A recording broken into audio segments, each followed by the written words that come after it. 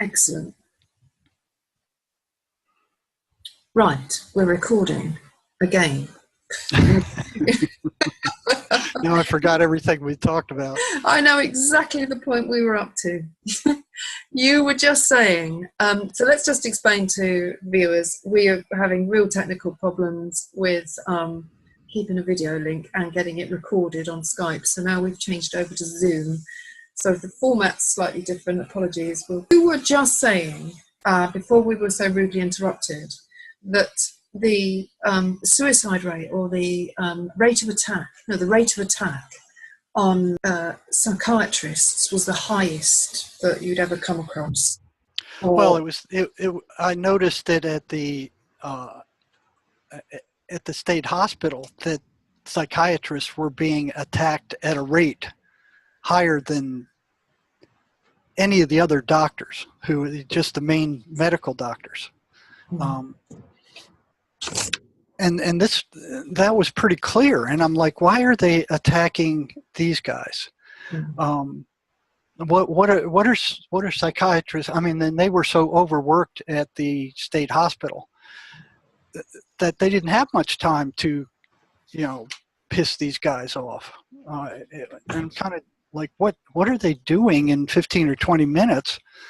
To pissing off these guys and getting slammed for it, because there were always psychiatrists getting assaulted, and like I said, their assault rate was much higher than well, not much higher, but it was about equal to that of attendants who worked on the psych floors, who were around these guys all the time. So I went and looked this up, and according to the Journal of the American Medical Association, some other interesting stuff came up also. The suicide rate for psychiatrists is 65 per 100,000, or 5.9 times higher than that of the general population, which I found was interesting. Now, another thing that was very interesting is that's about equivalent with that of schizophrenics themselves. And when I saw that, I was like, boom, what is going on here? Their suicide rate is much higher than any other doctor. What do you put that down to, Jerry? Because I've known that for some time, that they've got a very high suicide rate relative to other professions or even other strands of medicine. My feeling is always they don't really understand what they're doing. They're playing with stuff they don't understand, and it hooks into all of their own demonic, their demons from their past and all of their own stuff. And they're confronted with their ineffectiveness, daily. That's what I think. But well, I think so too. I mean, most of them. I can't think of one that I thought was a spiritual type person. They were all in their heads. They all, or most of them, not all of them, but most of them had these humongous egos. They were in control. They had worked themselves up to the top of the pecking order as far as psych goes. They were the ones giving the commands. But, they weren't really talking to these patients. They were telling the patients what, the patients would try to tell them, well, hey, these hallucinations are real. I mean, they're not hallucinations. They go, they are hallucinations, and you're psychotic, and you're crazy, and you're a lunatic, and nobody believes what you say, and we're not going to listen to anything you say because you're crazy. So they lost their voice. And you look what happens to schizophrenics when they try to tell people what's going on with them. People, even their friends, go, well, you're hearing voices that are telling you bad things, and they're telling you to, and it's a lot of it is embarrassing stuff, that they don't want to talk to people about, and they quickly find out that other people, and I've talked to a number of them, thought everybody heard them at first. They find out that other people don't hear them, that if they do talk to other people about them, then other people think they're strange or possessed, or they start backing away. They lose friends. Their parents start worrying about them, thinking they're strange. There is no positive benefit for these people to speak of their voices. And on top of that, their voices are telling them not to tell anybody about them, because if they do, they're going to get locked up and drugged up. And so what they try to do is just to cope, and they withdraw, and they go into their bedrooms and they close the door, and they don't want to deal with anybody, because here's these voices raging in their head and nobody understands, you know, and they're, like you said, they're isolated. They're totally isolated. And then when they go to a psychiatrist, you know, the family eventually drags them down there, and then they drug them silly like you experience, and the side effects of those meds are not great. You know, they're better than being psychotic, but they're not good. No, that's something I wanted to ask you about actually shortly. But my experience of my own schizophrenia was this complete isolation from the world that you know. It's like you've been removed, your body's here, you're moving around, but you are in a parallel universe. You're just not actually here, and it feels like your life force is being sucked from your body and it's going somewhere else. That's exactly what's happening. That's exactly what's happening. Yeah. These things they're energy parasites. And we haven't gone into this yet. I mean, because for some people, Jerry, watching this is going to be like woo-woo. This is going to be like really bizarre, because you're calling these voices energy parasites. Yes, and that's exactly what they are. And it took years to find that out. Okay. It took years to find that out. And I denied it for years. I want to hear what you understand by energy parasites, because this is heresy. You know, when you look at, yes, it is. This is heresy, and we shouldn't be talking about it, because the psychiatrists say that if you talk about this, you're in the land of weirdness. You know, like this is. Well, I've got one foot in both worlds that I have had for a long time. So tell me what you understand. How did you come to that conclusion that these were entity attachments, or? Well, the way I came to that conclusion was when I was working in the prison. So while I was working in the state hospital, if a patient got upset because I was asking them questions, that would be noticed. You know, it's like I've been pulled up in front of psychiatrists saying, "You're upsetting my patients by asking them questions about their hallucinations. I don't want you upsetting my patients asking them about hallucinations." They're you know, they don't need to be upset, and I got enough problems on my hands with these massive caseloads, and I don't need to be dealing with upset patients because they're upset you're asking them about these questions. And that happened twice there, where the patient, you know, I kind of misjudged how much I could trust them, and they went to the psychiatrist and said, this guy's really irritating me with his questions about the voices, and he's upsetting me. And I get pulled in and go, "You will stop that. You will stop it now." You know? But once I got into prison and the psychology department there, a complaint like that in the prison environment did not even reach above the ambient noise level. You know, if they went to the warden and said, "Hey man, he's asking me questions about my voices and he's pissing me off," you know, they'd be like, "Hey, that's the least of my worries, bub." You know, I didn't get in trouble there until they started recovering.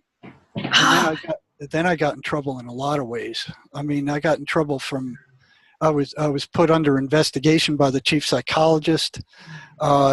He had other psychologists come and ask these patients what the first thing my supervisor noticed was that where all the other psychs in the department, the prison, could only stand being around and working with schizophrenics for maybe 10, 15 minutes at a time. You know, they didn't understand them. They didn't know what was going on. They weren't trying to understand. They checked to make sure they were taking their meds, that they were stable, and then they let them out of there. And I'd be in there for 3-4 hours. You know, and that after several months, that started getting out, and it hit my boss, who was kind of wondering, well, what are you doing in there, sitting in there with a psychotic who might have been a psychotic killer or somebody who got into real trouble? Well, what are you doing in there for 4 hours? You know, and I couldn't tell him. I couldn't say. I couldn't tell them what I was seeing, what I was hearing, what I was learning. When they started recovering and going off their meds and not showing any symptoms, that wasn't supposed to happen. In the mind of psychiatry, that was not supposed to happen. And it wasn't supposed to happen over and over again, especially. And they saw for themselves that these guys were no longer psychotic. And what really triggered it, and I was thinking, well, they're going to be thrilled with this because they're paying a lot of money for those antipsychotic drugs. You know, if they can reduce their cost, they should be happy. And these guys are going to go out and the voices that got them in the prison in the first place are going to be gone. They're going to be able to function like normal citizens again. I went, they're going to be thrilled with this. You know, so I would tell them, tell my boss, hey, this guy recovered. Yeah. And the reaction wasn't what I thought it would be at all. He started pacing like he had some demon in him or something. He was just very worried. He started pacing back and forth, back and forth. He told the chief psychologist, and the chief psychologist got upset. And what he did was sent over my boss to start questioning the prisoners I worked with who had recovered.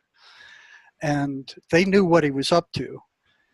And they wouldn't give him any information. They wouldn't tell him anything, which was, the greatest compliment I've ever gotten. So here I was being protected by all these criminals who were supposed to be psychotic and out of their minds, and they're protecting me. And I remember one, he asked the guy, the prisoner had completely recovered, and my boss asked him, what are you doing in there with him? What's going on? And he said, well, he's helping us, not like you, asshole.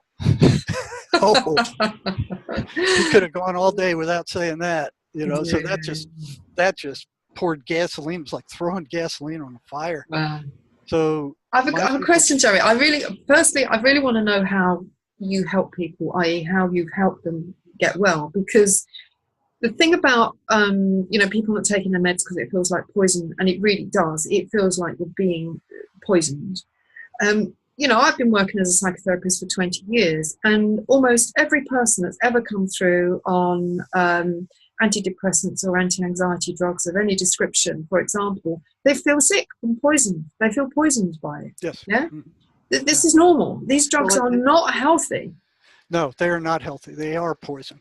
A lot of them want to come off. Yeah, they have their place. Like I said, there's a lot of patients I could not reach if the voices weren't calmed down enough for me to get through. Okay. So tell me a bit about the place of drugs, because we know there's no chemical imbalance. I'd like you to talk about that, because we've talked about that off screen, but we haven't talked about it on screen yet. We know there's no chemical imbalance that these drugs are correcting. So what are they doing? What they're doing is calming the patient down. All right. That is not what the voices want to happen. Keep in mind, these things are energy parasites. Virtually everything they're telling the patient is negative, fearful, shameful, guilt-ridden. It's all negative. Now, that's one of the first things that hit me is, okay, if these are hallucinations are completely random. They're positive, they're negative, they're all over the place. There is no pattern to them whatsoever. But I noticed in every patient I work with, 98% of what the voices told them was negative and awful. All right. What held them to that pattern? Why weren't they random like all other hallucinations? They ran perfectly predictable patterns, and a hallucination does not do that. So the question that has to be asked is, why is the content of the voices consistently, unswervingly negative all the time?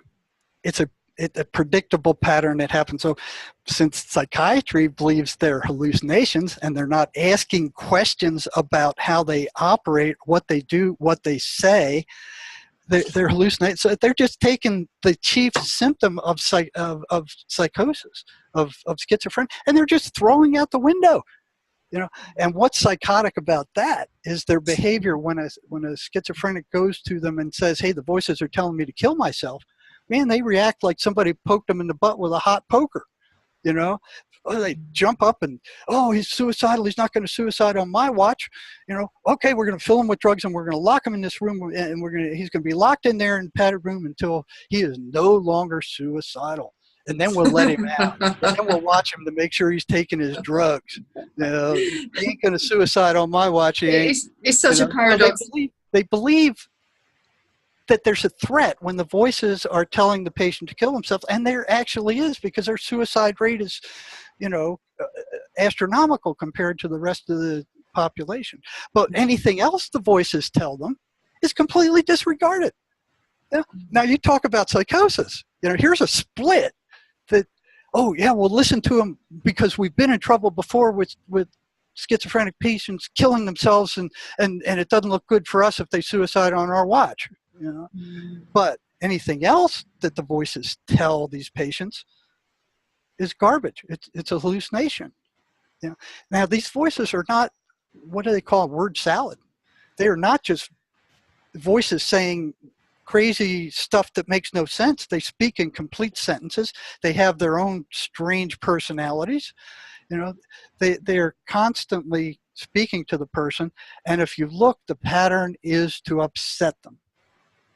Okay, and once they're upset, what happens? Once they're upset, then what happens is something that's really strange, and I was denying this for years also, is that once they're upset and the voices attack, and they hit them all night and they're screaming at them, and some of the worst of those episodes is where there's a number of voices all jumping on them at once. And time after time after time, the patients would tell me after they hit, I'm completely drained. I don't have any energy. I remember one inmate telling me, they were on me all night. They were attacking me all night. I was so drained of energy that I could not even get out of bed. So for years, I knew there was a one-to-one correspondence between the voices hitting these patients and their energy disappearing. Okay. But I thought that was due to the extreme anxiety that they create, because they create it's a horror show. It's an absolute horror show. And the anxiety is horrendous. I remember that my own experience was this deep. Yeah, they keep them awake. They don't let them sleep. They don't let them eat. You've been through it all. Yeah. Then one day, I always ended up in the most dangerous, most volatile units, and I was kind of like an adrenaline junkie, so that was okay with me, but it got a little rough at times. They had assigned me to the jail for the prison complex. That means out of this 1,500 prisoners or 1,000 prisoners, however many were on that complex, the worst of the worst went to this jail for the prison. The ones who were protective custody, the ones who were so unstable, the gang members, the people who killed people. They were all locked in this jail. Within the prison? Within the prison. So it was a jail within the prison. So it was the worst of the worst were there. And it so happened one day I'm kind of sitting in my office, and here comes these two they called them kites.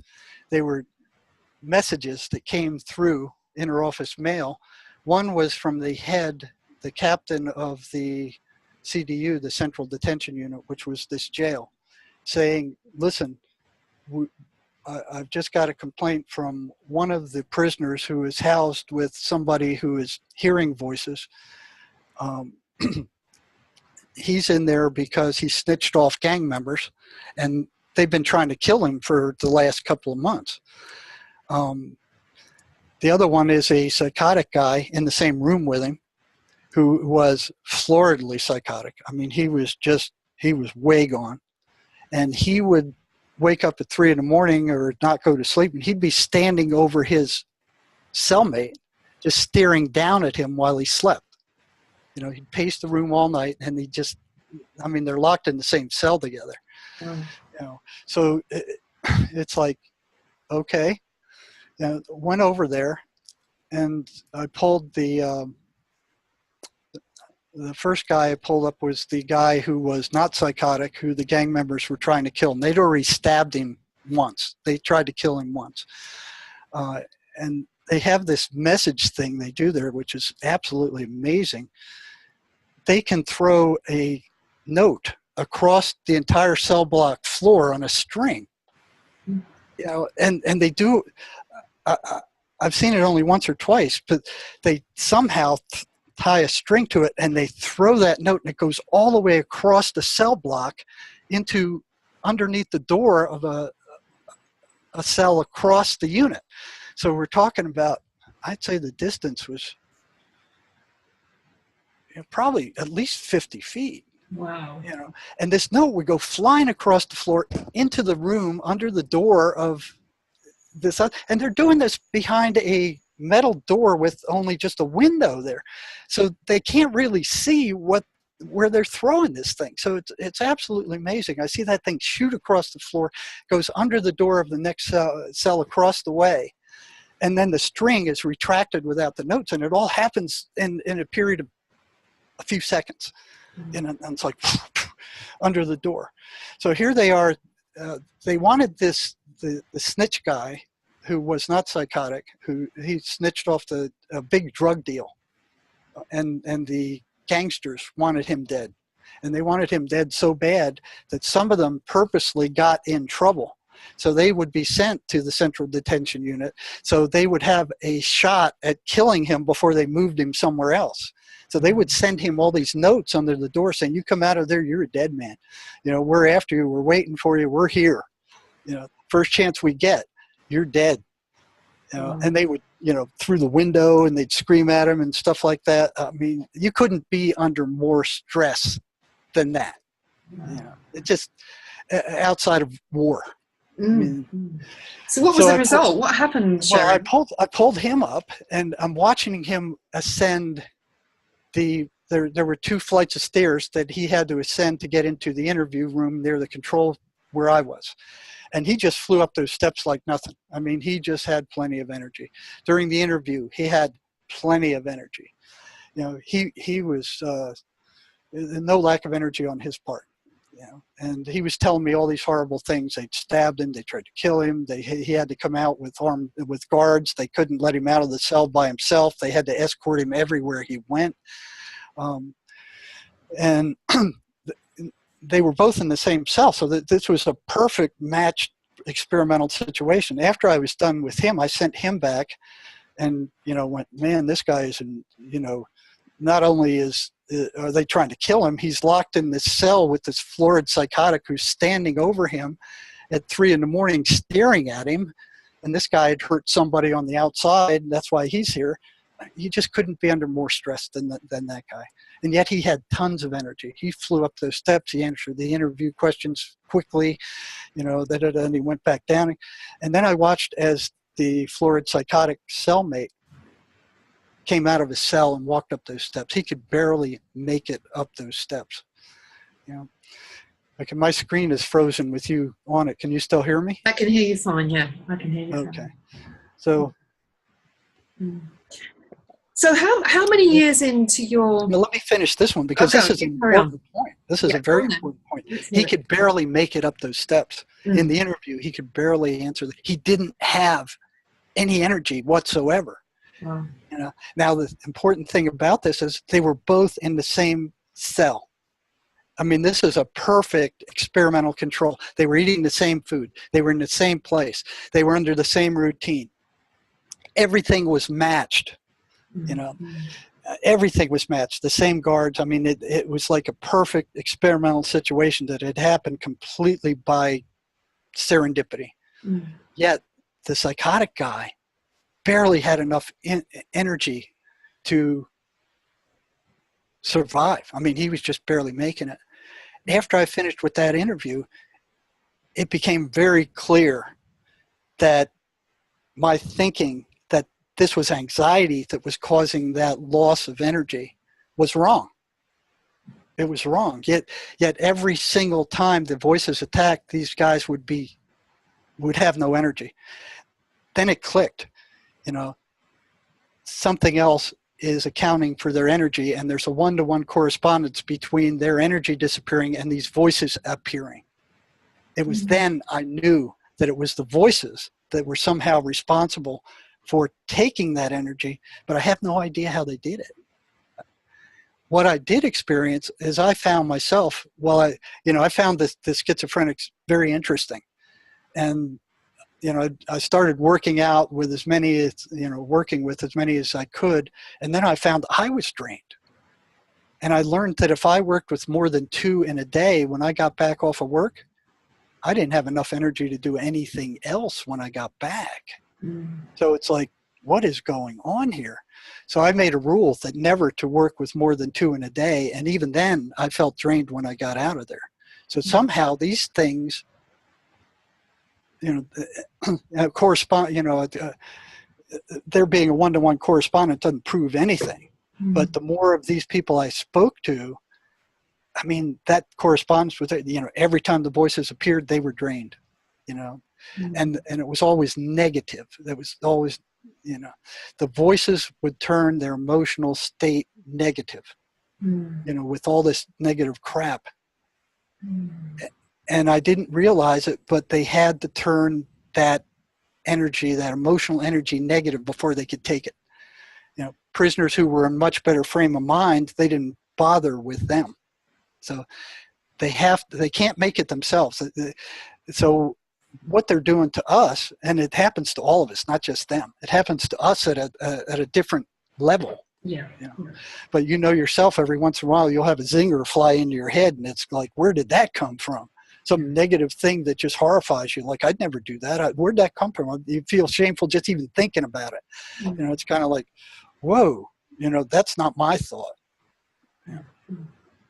So why those medicines work is because they calm these guys down. Once they're calmed down, the voices can't generate the amount of negative emotional energy that they can generate when they're not calmed down. So basically, it's like a big Band-Aid. The only reason those medicines work is because they calm these people down, and the voices can't get them as upset. So the voices don't want them taking anything that calms them down. They don't even want them using marijuana. I don't know how many patients told me they don't like me using marijuana. They want me to use alcohol, or their favorite drug is amphetamine. They love amphetamine. I've had prisoners tell me that when they ran out of amphetamine, their voices would tell them where to go get it and when to be there, and somebody would show up with it, a complete stranger. So like these entities knew where to send them. Yeah. I thought for a while that the entities only knew what was in the patient's head, and that proved to be completely wrong. And I thought for a long while, why I wasn't afraid of them for a long while, even though they were telling these guys, the prisoners, they were telling them the same thing I told you. Don't listen to this guy, get out of his office, attack him. Now, the whole time I was working in the prison, and this was a very fine balancing act, because here you have prisoners who are not very trustful in the first place. They've had a history, you're talking about schizophrenic or psychotic prisoners here. They have a history of being abused by psych and psychiatry, and medicated and dumbed down and locked up and put on suicide watch and stuffed full of drugs. So their trust level for somebody like me is in the friggin' dumps. Yeah, absolutely. So I had to find out. It took years to figure out how to talk to them. And give me a few pointers, because I've had a few schizophrenics through my practice. Well, the first thing that I found is that when I was still, kind of programmed by all the brainwashing educational system, I believed that they were hallucinations also. And I still wanted to know about them, but the minute that one of these patients saw that I was thinking that these things were hallucinations, they would just clam up. That was it. They wouldn't tell me anything else, and they would just withdraw. Yeah. So I remember hitting a point where, well, you know, at least give them the benefit of the doubt that maybe they're not, you know, and, you know, I was still denying. I mean, by that time, anybody else would have probably went, yeah, these are entities, but I was still denying it. I was like, no, this is probably some form of their unconscious mind speaking out, you know. And I would deny it, and here's all this stuff coming up, like they don't like going into church. Patients are at the state hospital told me the voices would do one of three things depending on their strength level if they went to a church. If the voices were weak, they would shut up when they went to a church. If they were moderate in strength, they would babble and try to distract the guy so he couldn't hear anything the preacher was saying. If they were strong, they would actually drive him out of the church. And I've seen in some sessions where somebody would just jump up and just bolt out of the church. That's one of those guys. Yeah. So they don't like that kind of stuff. They don't like preachers. They don't like the Bible. And there was one time at the state hospital where I found that interesting. So what I did is I got a couple of them, and this is why I got into trouble a few times. I got a section of a horror book, you know, that one of them was reading.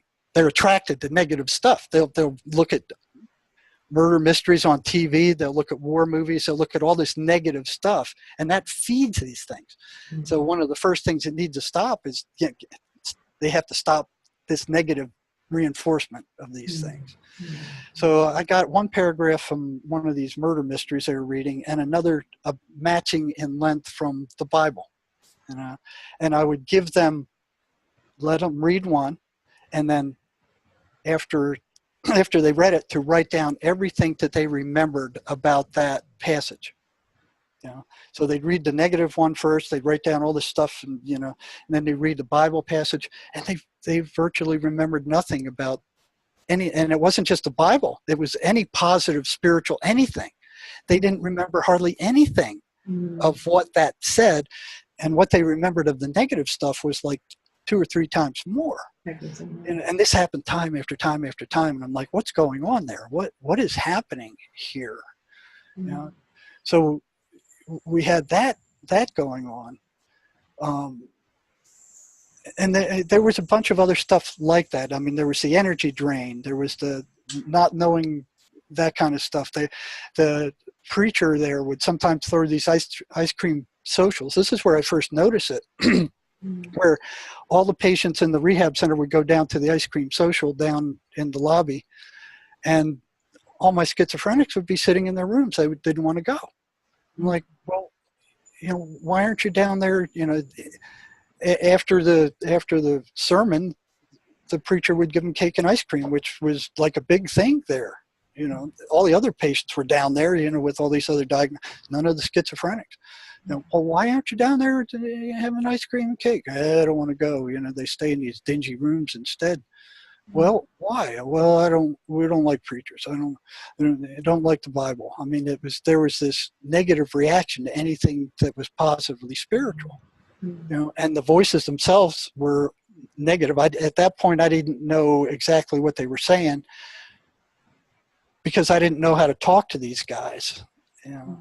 So what I found inch by inch is, once I found something out about the voices that I didn't know before, I'd start this little collection, and I would give them, like, okay, I know this about the voices, I know that about the voices, I know this about the voices, what else can you tell me? And that it was like, woo, they would like, wow, somebody's listening, somebody really wants to know, and they would add another bit. So every bit that came in, I would use that on the new patients, and they were the ones that were telling me. But they had to get to the point where they trusted you, and they tune out psychiatrists, and psychologists. I mean, I watched one of the clinical psychologists work with one time at the hospital. I got into one of the sessions, and basically the psychologist was telling them to ignore these things. Don't pay any attention to them. They're not real. So after that, a couple of sessions I watched with the psychologist and this guy, I looked this patient up, and I brought him in my office, and I said, well, Dr. L has advised you to not listen to these things and ignore them. I said, how's that working? He says, it's not. They get louder. When I try to ignore them, they get louder. And I'm like, what kind of hallucination would steer people away from the Bible or out of church and get louder, you know, if you try to ignore them? I mean, here's these patterns, and they were set patterns. And still, I was like, yeah, well, it's got to be some kind of, you know, some kind of, and even when that gal told me at the end of the 7 years that these things were telling her not to take her meds, I was still in denial that they were entities. You know, I was thinking this is some kind of... What had to change in you, Jerry, when you finally realized that these, you know, the denial broke down, and after all those years of trying to make sense of it in any other way, apart from them being entities, attachments, what happened to you? It had to be... I'll tell you what actually happened. I mean, it just blew me away. It just blew me away. So this happened. I mean, here's 7 years I spent at the state hospital asking patients about the voices. After 7 years and everything they told me, I'm still thinking, no, these can't be entities. These can't be demons. These are some part of their subconscious. And I mean, my denial system it was like somebody took a machine gun to it, you know, and here's all these holes in it. Here's all these patterns that the voices run. They, you know, they're not hallucinations because they have all these patterns that hallucinations don't run repeatable patterns all the time, you know, and still I'm denying this. And it's probably far past the point where anybody else would, and I'm still doing this. Well, so many people have. Many people don't know this. So well, even though I knew it, I'm still denying it. So where it broke down was in the prison. Okay, so I went through this episode that I just told you about with the CDU and the jail. Okay, and what I had around me all the time in the prison, there were so many schizophrenics, and most of them weren't willing to talk about their voices. But I had a small group that I really watched over closely, who were willing. They were as interested in what the voices were and how they operated as I was. And once we got to some kind of agreement and kind of trusted one another, they would tell me everything their voices would tell them, you know. And while we were in the session, you know, I'd say, well, how are your voices reacting to this? I mean, how are they reacting to that? We started out with a rubber band, you know, because I read Carl Wickland's thing, and I was working with a fellow named Wilson Van Dusen at the time.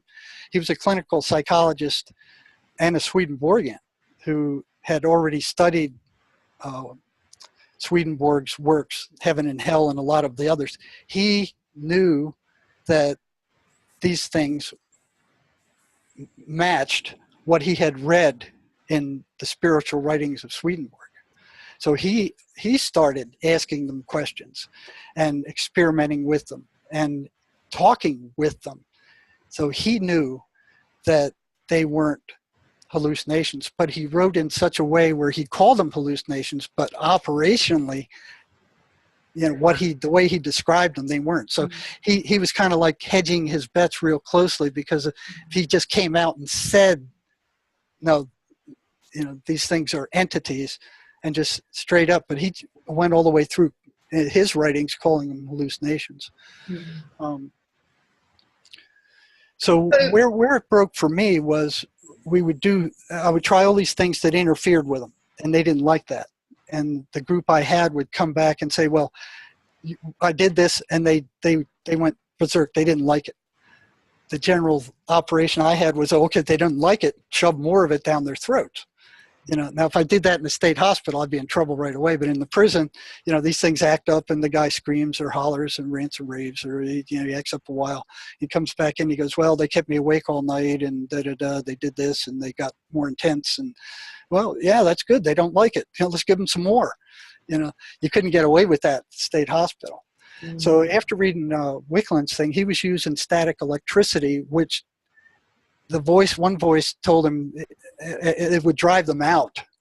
and into his wife, who was a psychic, and then they would talk the voice into the light, and once they did that and it disappeared into the light, something met it, that voice was gone.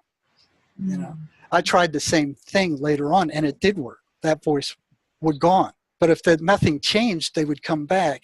So the breaking point for me was that I was feeding all these things that the voices didn't like and asking the prisoners to do those things and come back and report on it. And then they came back, and all of them were saying, the voices hate your guts. They don't want me coming here. I went to get up this morning. I got a headache. They were telling me all the way here not to come, to go back, to turn back. Don't go there. Don't listen to the guys. You're crazy. He's an idiot, a fool, you know. And they would come anyway because they knew I understood. And they were telling the patients, or they were telling this select group of mine, you know, stay away from them. And then they started reporting one guy. I remember him. He turned around in the doorway on his way out after one of the visits, and he said, "You know what you're doing is dangerous, don't you?" And I'm like, "Yeah, I hadn't thought about it," because at that point, I thought whatever these things were, they were stuck in the guy's head. They were in them. You know, they couldn't come out. You've got an amazing story. I want to hear this story. You know, so, the one I mean, don't you? So here I'm thinking, hey, you know, screw them, whatever they say, you know, it's a bunch of crap, you know, I'm not afraid of those things. They're stuck in there. They can't get me. The only way they can get me is by convincing the patient to attack me, and they hadn't been successful at that over years, you know, maybe 2 decades. They had not been successful in getting these guys to attack me, even though those people are telling me that the voices are telling them to attack me. You know?